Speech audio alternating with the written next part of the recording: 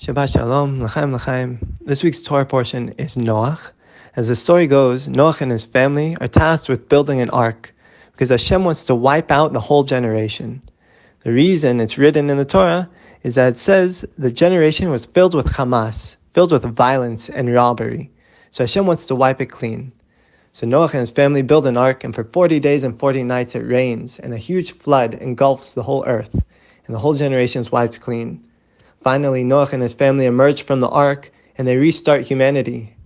Fast forward 10 generations, and this people, who have one language, all the children of Noach, decide they want to build a huge tower to reach to the level of Hashem. Some commentators say this is gaiva, it's arrogance. Some say they felt invincible. And so God destroys the tower, and he sends them in 70 different directions all over the world with 70 different languages. That, in a nutshell, is the Torah portion. I want to start off this little Dvar Torah by mentioning a story I read this week. The story goes that at the breakout of this war, when the terrorists, broke into Israel, different soldiers who were trying to get down there, they're scrambling together to get down to these different kibbutzim and to help. And the story is of one soldier, a Druze soldier, who arrived there on the scene, saw what was going on, and he thought.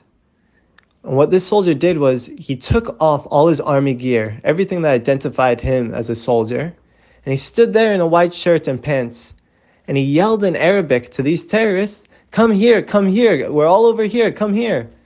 And so these terrorists run over to him, and he eliminates them all on the spot. What I love so much about this story is that it not only shows this soldier, some young 18-year-old's bravery, but it also shows his level-headedness in the face of threat, in the face of danger and stress. And the reason I bring this up in the context of the parshas of Noach is because we're very much in a similar situation. And what Hashem is trying to tell us, he's trying to give us an idea of who we are as a people. The world is filled with Hamas. We see it right now with what's going on in the world, all the pro-Palestinian protests around the world. Hamas is full in the world. It's all over the place, and we're only now identifying it.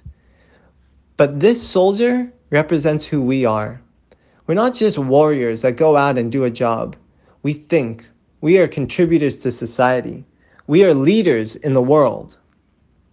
We are Noach. Noach and his family, the only people saved. Why? Because as it says in the Torah, Noach was righteous. And I hate to quote this man, but Hitler Yamach Shemo said that the Jewish people are the conscience of the world. And many people hate to face their own conscience. They hate to see what is right and have to do it. And so they fight against it. But we as the Jewish people are the moral compass of the world. And not only are we going to guide this world to the Messianic redemption, but we're going to do it the right way. We're not going to stoop to the level of our adversaries, demonic, animalistic people.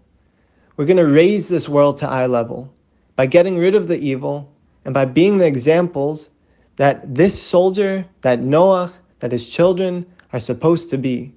Noach was righteous in his generation, and so too is every Jew. We should be, and B'ezrat Hashem will be, righteous in this generation. B'ezrat Hashem, may the merit of all of our forefathers and foremothers protect our soldiers who will be serving. May all the mourners of Zion be comforted. May all our hostages be redeemed and brought back home. And may we merit to join together and celebrate in Jerusalem with Mashiach. Shabbat Shalom.